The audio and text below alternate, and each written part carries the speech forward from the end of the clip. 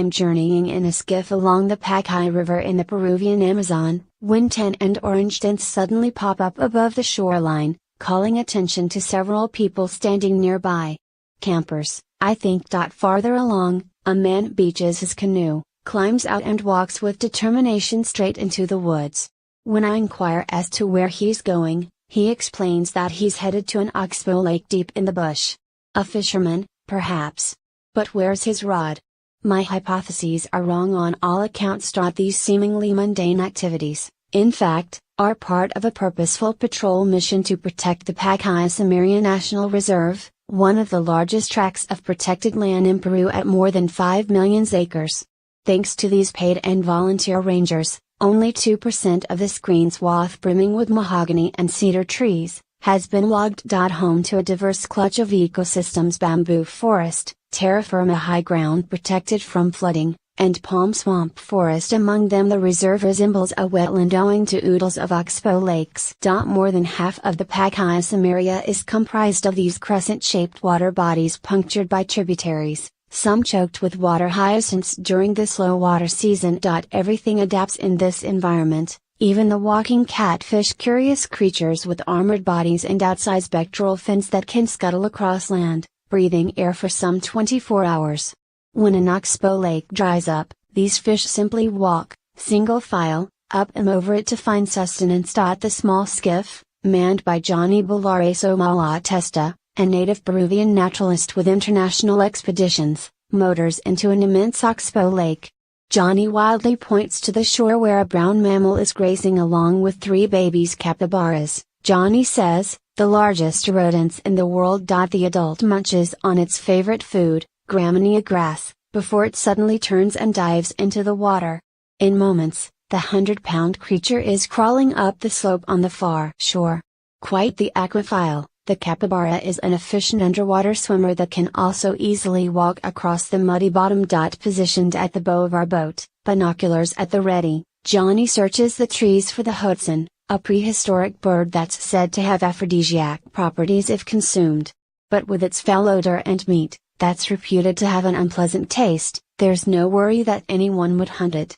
Like a cow, it's a ruminant with an enormous gullet 50 times the size of its stomach, used to break down the abundance of leaves in its diet. Johnny's binoculars lock on a branch bearing what looks like a group of pheasants, each wearing a punky crown of feathers. A family of these odd-looking birds with several juveniles. Whether perching on floating logs, strutting along the shore, alighting on twigs high in the tree canopy, or skittering across the water, birds are abundant in this reserve. Positioned on a stump, an anhinga spreads its wings to dry them out.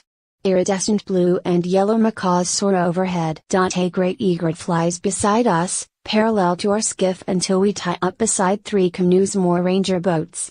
This shore bears their station: 2 thatched structures built atop tall stilts, one for living and the other for dining, connected by a plank about as wide as a balance beam. Closer to the coast, 2 sand-filled wooden pens look unoccupied, but they bear a vital purpose. That's a hallmark of conservation efforts, incubating 30,000 turtle eggs. Every station collects eggs from the sandbars, and eventually releases the hatchlings onto the reserve's beaches. These rangers patrol a nearby oxbow lake, that offers up a rare opportunity to see one of the Amazon's most glorious creatures.